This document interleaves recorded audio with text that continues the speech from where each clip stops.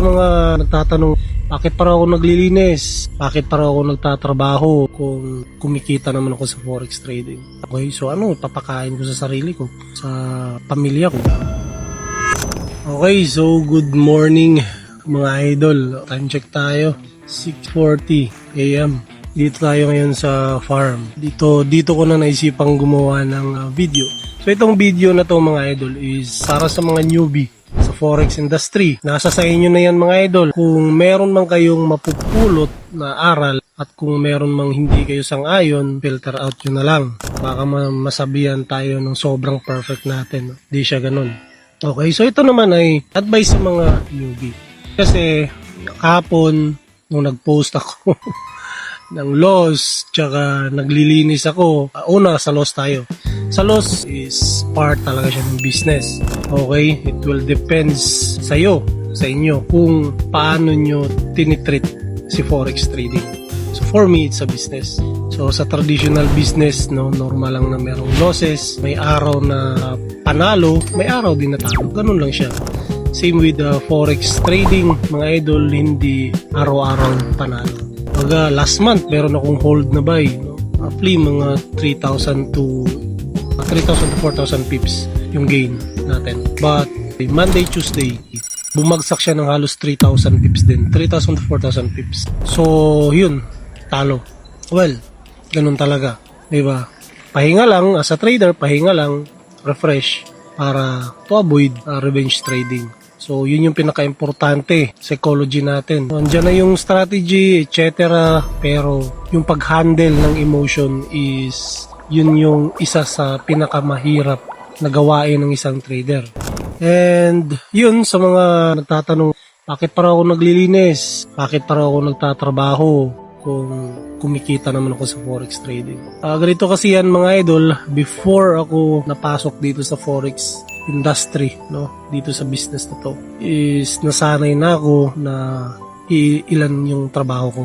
Sa hanggang nakuha ko si forex trading, nagbawas ako ng trabaho, sa hanggang nakapagtayo ako ng traditional business ng dahil kay forex trading, dyan pa ako nagtanggal ng trabaho nung meron na akong traditional business.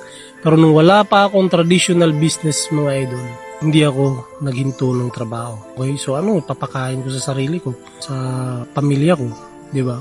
Mahirap. So, kailangan, bago ka umalis sa isang trabaho, make it sure na meron kang multiple source of income. So, dito, hindi masakit sa loob ko na magtrabaho ako dito mismo. Kasi lupa ko to diba? Yun lang naman. Tsaka, wag na wag kayong mahihiya. Okay, mga aspiring traders, mga newbie, wag na wag kayong mahihiya mag-show sa social media kung sa pagpisa nyo, ganito pa lang yung kinikita nyo, naabot nyo. Comparison is a tip of joy, mga idol. Wag na wag nyong i-compare yung sarili ninyo sa ibang trader na meron ng naabot. Kasi sa experience pa lang sobrang layo. Kaya there's no reason na i-compare nyo yung sarili ninyo sa ibang trader. Wag na wag kayong mahihiya. Set up, okay lang yan. I-post nyo. Para at least pagdating ng panahon, kung magiging successful trader kayo, makikita nyo yung behind on your struggle. Uy, ganito lang yung setup ko dati, pero ngayon nakakapag-setup na ako ng ganito. At least makikita mo yung growth, sa sarili mo as a trader. Yun lang yung iiwasan mo, ipagko-compare yung sarili mo. Huwag ka makikipag-battle sa ibang trader, sa ibang kapwa trader mo.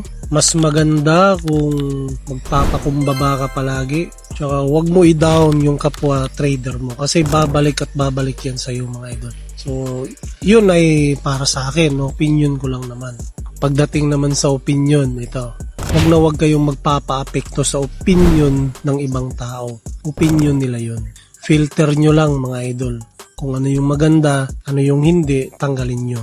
Ganun lang mga idol. Huwag kayong magpapa-apekto sa opinion ng iba. Kasi lalo na sa mga newbie, sila yung mas madaling aapektuhan. Pag sinabihan ng ganyan, ganito, madali lang minto. Ayaw na kaagad mag-trade dahil sinabihan ng ganito, ganyan. So, wag.